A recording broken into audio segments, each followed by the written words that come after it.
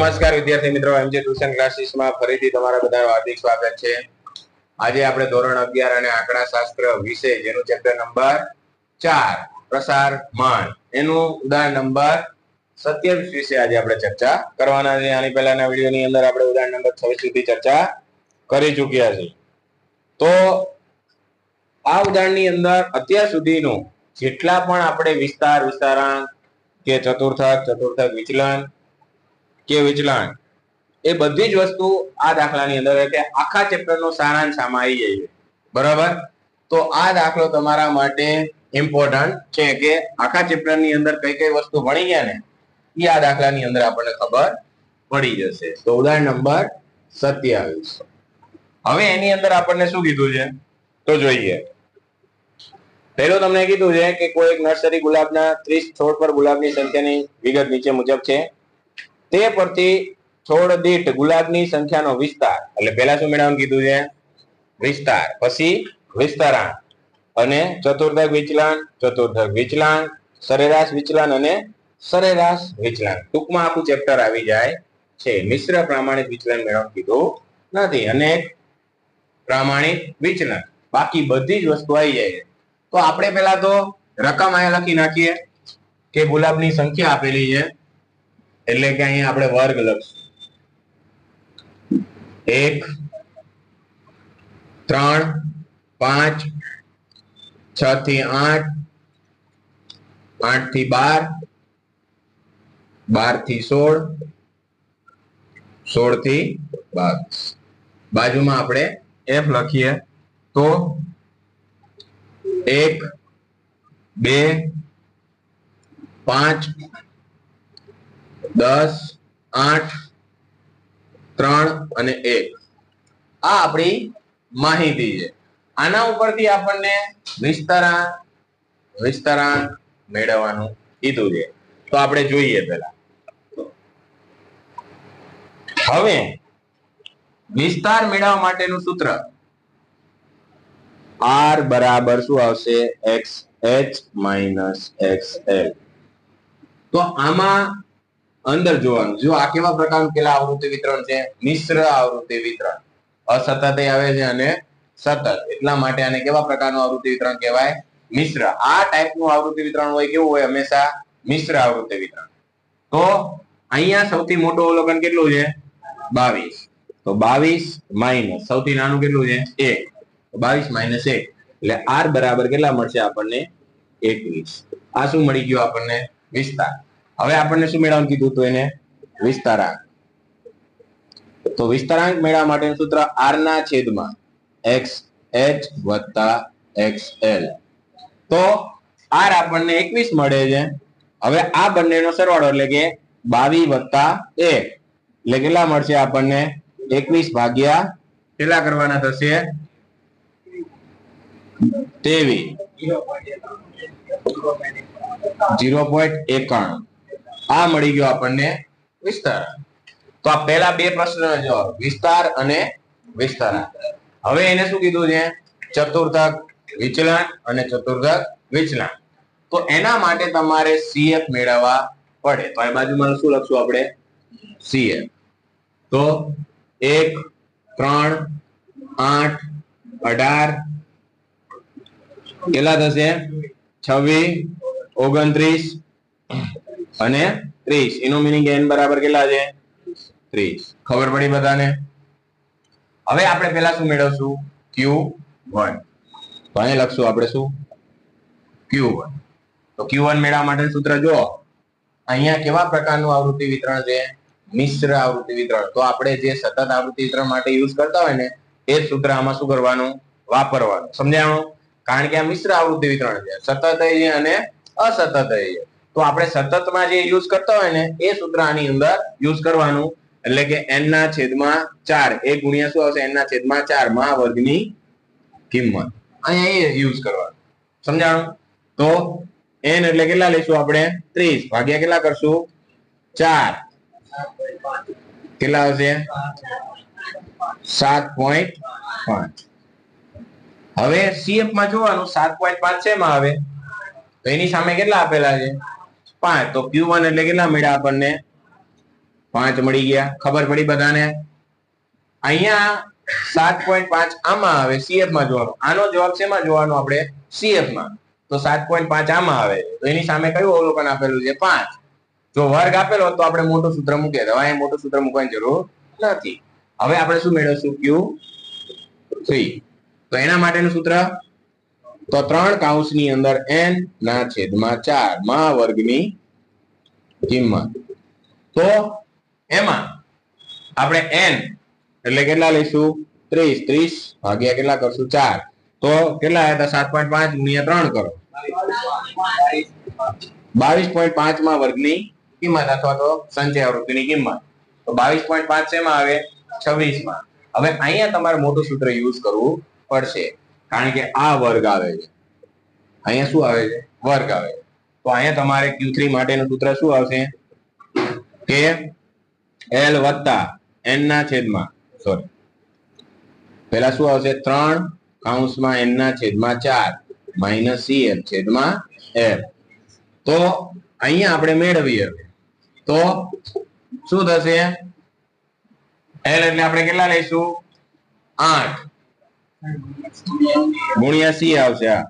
તો ગુણ્યા C કરશું એટલે આપણે આ L વત્તા L એટલે આપણે 8 લઈશું અને 22.5 માઇનસ CF એટલે કેટલા લઈશું? 18 અને છેદમાં F એટલે કેટલા લઈશું આપણે? 8. અને કેટલાનું અંતર છે આ બંને વચ્ચે?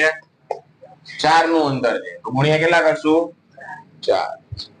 તો 8 વત્તા આ જો 22.5 માંથી 18 બાદ કરો ને ગુણ્યા 4 કરો ને ભાગ્યા કેટલા કરવાના? 8. લો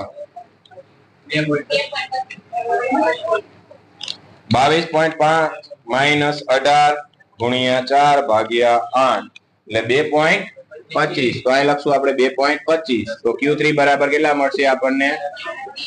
10.25. રેડી? હવે આ 4 પ્રશ્નોના જવાબ મળી ગયા.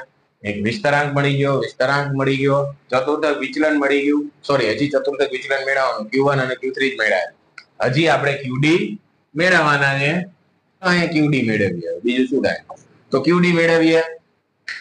એના માટે સૂત્ર શું આવે? Q3 માઇનસ Q1 છેદમાં 2. તો 10.25 માઇનસ 5 ભાગ્યા કેટલા કરશું? 2. તો કેટલા આવે છે?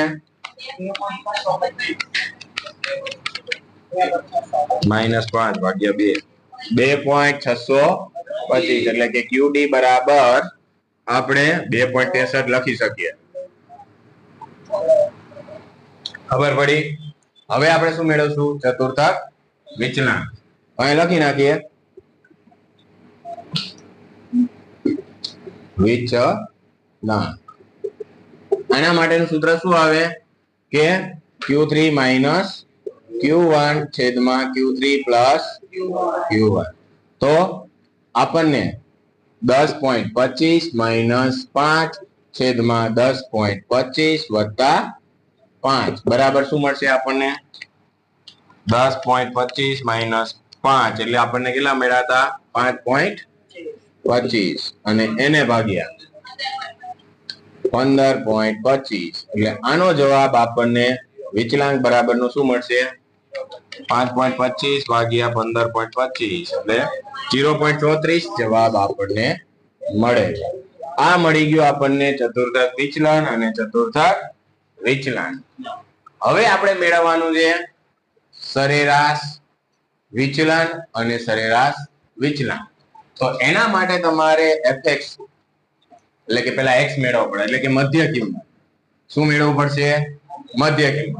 તો મધ્ય કિંમત પહેલાની 1 3 5 જો મિશ્ર આવૃત્તિ વિતરણ આપેલું હોય ને તો પહેલાની જે મધ્ય કિંમત જે આપેલું હોય એમને જ લખી નાખવાનું. અહીંયા જે આપેલું છે બેઠે બેઠું લખી નાખવાનું. પછી આ બંનેનો સરવાળો અને ભાગ્ય કેટલા કરવાના? 2 એટલે કે 6 વત્તા 8 ભાગ્ય કેટલા કરશું આપણે? 2 7. પછી 20 ભાગ્યા 2 એટલે કેટલા મળશે? 10. પછી 12 વત્તા 16 ભાગ્યા 2 એટલે 14. પછી 16 વત્તા 22 ભાગ્યા 2 એટલે 19. આ મળી ગયા આપણને મધ્ય કિંમત. હવે આપણે શું મેળવવાનું બાકી રહ્યું? fx. અથવા તો અહીંયા આપણને એમડી મેળવવાનું કીધું તો આપણે શું મેળવવું પડશે? એક્સ બાર મેળવવો પડે. તો એક્સ બાર મેળવવા માટે આપણે શું કરશું? એફએક્સ મેળવવા પડે. સમજાય છે? તો આ બંનેનો ગુણાકાર એટલે શું થશે? 1 પછી 2 તરીને 6 પચો પચો 25 10 7 70 8 10 80 3 14 તરી 42 પછી 19 એકા 19. આનો ટોટલ માં શું? તો 1 + 6 + 25 + 70 + 80 + 42 + 19 243. તો આ આપણને 243 મળે છે. હવે તમારે શું મેળવવું પડે? મધ્યક. મધ્યક મેળવવા શું? આપણે પેલા આટલું તમે લખી નાખો, પછી હું આ બધું ભૂસી નાખીશ અને આપણે પછી આખું પ્રામાણિક વિચલન અને વિચલન મેળવશું. હવે પહેલા આપણે શું મેળવશું? મધ્યક. એટલે કે આપણે x બાર મેળવશું. તો એના માટેનું સૂત્ર fx ના છેદમાં n. તો fx આપણને કેટલા મળ્યા છે? 243 છેદમાં આપણે 30. તો મધ્ય કેટલો મળશે? x બાર બરાબર 8.1. હવે અહીંયા આપણે લખશું x માઇનસ x બાર.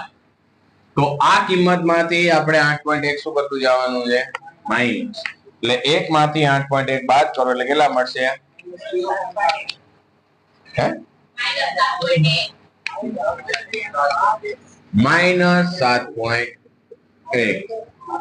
પછી 3 માંથી તમે 8.1 બાદ કરો એટલે -5.1. પછી 5 માંથી તમે 8.1 બાદ કરો એટલે -3.1.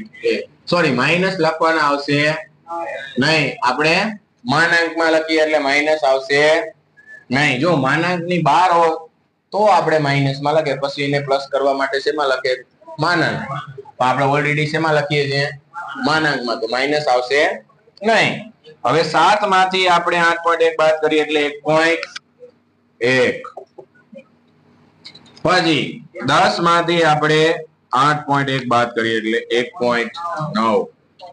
પછી 14 માંથી આપણે 8.1 બાદ કરીએ એટલે 5.9. 19 માંથી આપણે 8.1 બાદ કરીએ એટલે 10.9. હવે આનો આપણે શેની સાથે ગુણાકાર કરવો પડશે? f સાથે. x માઇનસ x બાર.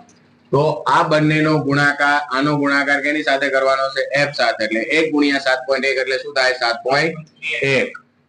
2 × 5.1 એટલે આપણને 10.2. પછી 3.1 ગુણ્યા આપણે કેટલા કરશું? 5 એટલે કેટલા મળશે? 15.5. પછી 1.1 ગુણ્યા કેટલા કરશું આપણે? 10 એટલે કેટલા મળશે? 11. 1.9 ગુણ્યા આપણે કેટલા કરશું? 8 એટલે 15.2. પછી 5.9 ગુણ્યા કેટલા કરશું આપણે? 3 એટલે કેટલા મળશે? 17.7. 10.9 ગુણ્યા આપણે કેટલા કરશું? 1 એટલે કેટલા મળશે? 10.9. હવે આનો ટોટલ મારવાનો છે. તો આ થોડુંક આપણે સાઈડમાં લખી નાખીએ.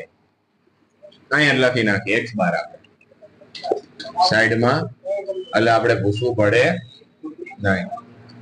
243 ના છેદમાં 30 એટલે આપણને x બાર કેટલો મળશે? 8.1.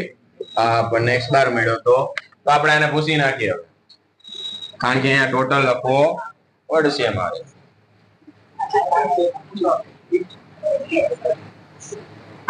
તો અહીંયા ટોટલ કેટલો આવે છે ભાઈ? હવે અહીંયા ભલે આવતો. ચલો, તો આપણે ટોટલ કેટલો આવ્યો? 87.6. હવે આપણે md બરાબર sigma f x minus x બાર માનાંકમાં છેદમાં n. તો આપણને કેટલા મળ્યા? 87.6. ભાગ્યા કેટલા કરશું આપણે? 30. તો md બરાબર કેટલા મળશે આપણને? તો 2.92 મળશે આપણને. હવે હવે આપણને એને સરેરાશ વિચલન વિચલાંક મેળવવાનું કીધું હતું. તો MD ના છેદમાં શું આવશે? x બાર. તો 2.92 છેદમાં આપણે કેટલા કરશું? 8.1. તો એને ભાગ્યા આપણે 8.1 કરશું એટલે 0.36 જવાબ મળે છે. આ હતું આપણું ઉદાહરણ નંબર 27, જે આપણા માટે મોસ્ટ આઈએમપી અને બધા દાખલાનો સારાંશ આવી જાય છે. કોઈને કઈ પ્રશ્ન છે? જો એક મિસ્ટેક આખો દાખલો ખોટો પાડી શકે છે. એટલે ટોટલ તમારે કેલ્સીમાં ન હોય તો આ ચેક કરવાનું આપેલું છે કે આપણે ક્યાંય મિસ્ટેક થઈ છે કે નથી થઈ, એ જોઈ લેવાનું પછી કહેવાનું. ડાયરેક્ટ મંડી નહીં પડવાનું ચાહે 12 ટોટલ આવે. સમજાય છે?